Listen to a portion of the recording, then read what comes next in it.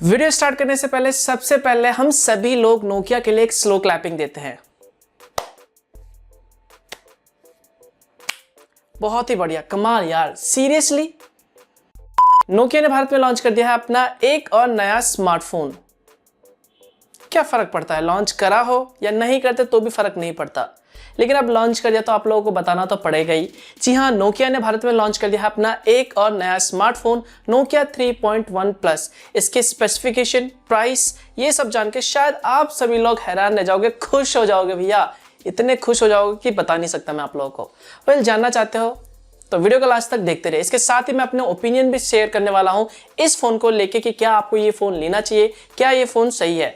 तो वीडियो को लास्ट तक देखते रहिए। हेलो गाइस, मेरा नाम है मनोज सारू और टेक्नोलॉजी ज्ञान चैनल में आपका स्वागत है। तो चलिए सबसे पहले हम बात करते हैं इस फोन के स्पेसिफिकेशन की। तो इस फोन में आपको मिलता है 6 इंच का HD plus display 18:9 aspect ratio के साथ। इसके अलावा यहाँ पर आपको बैक साइड में डुअल कैमरा दे रखा है 13+5 मेगापिक्सल का f2 पॉइंट अपर्चर के साथ। वहीं पर आपको यहाँ पर फ्रंट कैमरा यानी सेल्फी कैमरा 8 मेगापिक्सल का दे रखा है। इसके अलावा दोस्तों ये जो फोन है एंड्रॉइड 1 के साथ आता है। यहाँ पर आपको एंड्रॉइड ओरियो दिया गया है और 3500 mAh की बैटरी दी गई है।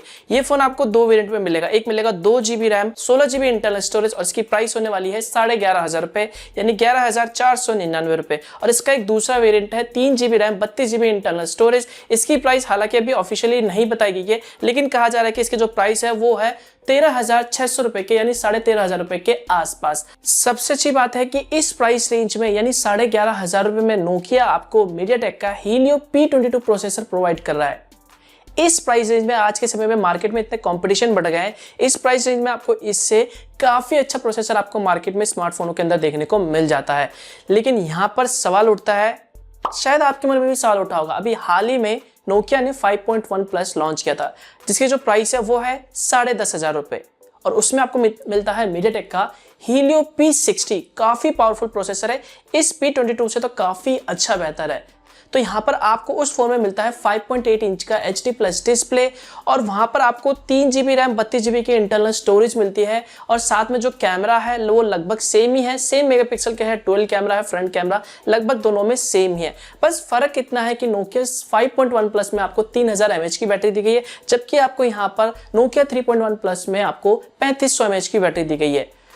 तो यहाँ पर सवाल उठता है कि आखिर में नोकिया करना क्या चाहता है, मतलब नोकिया ने 3.1 प्लस को लॉन्च क्यों करा, लोग क्यों लेंगे नोकिया 3.1 प्लस, जबकि आपको 1,000 रुपए सस्ते में सस्ता, जी हाँ, नोकिया 5.1 प्लस मिल जाएगा जिसमें आपको इससे काफी अच्छा बेहतर प्रोसेसर, काफी अच्छा स्टोरेज, काफी अच्छा रैम देखने को मिल जाता है। बाकी जो फीचर है वो लगभग दोनों में सेम ही है।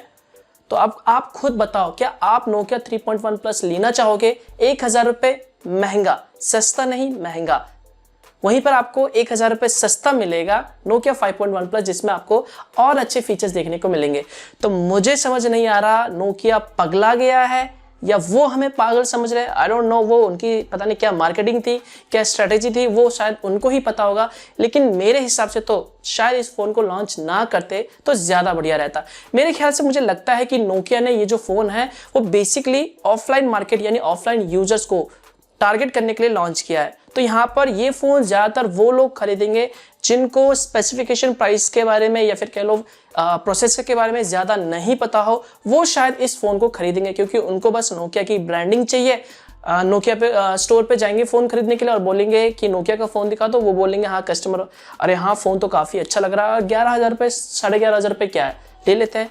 ऐसे यूजर्स को उन्होंने शायद टारगेट करा मेरे ख्याल से। जितने भी यूथ है जिनको प्रोसेसर के बारे में, कैमरा के बारे में, रैम के बारे में ये सब पता है, आई डोंट थिंक सो कि वो लोग खरीदेंगे। तो आपके ओपिनियन क्या है इस फोन को लेके? क्या आपको लगता है कि नोकिया ने 3.1 प्लस लॉन्च करके सही किया? जो भी आपके ओपिनियन है, जो भी आपको इस फोन को देख के लगता है, नीचे कमेंट में शेयर जरूर करना। तो बस यार इस वीडियो के लिए इतना ही। वीडियो अच्छा लगे तो लाइक जरूर कर देना और कमेंट करके बताना कि आपको ये वीडियो कैसा लगा, और हो सके तो इस वीडियो को शेयर कर देना ताकि और लोगों को भी इसके बारे में जानकारी मिल सके। और अगर आपको इस तरह की वीडियोस पसंद है तो चैनल को सब्सक्राइब करना मत भूलना, बेल आइकन पे जरूर दबाना ताकि मैं जब भी कोई नया वीडियो अपलोड करूँ तो उसकी जानकारी आपको सबसे पहले मिल सके। तो मिलता हूँ यार मैं आपको एक और नए वीडियो के साथ, तब तक के लिए गुड बाय।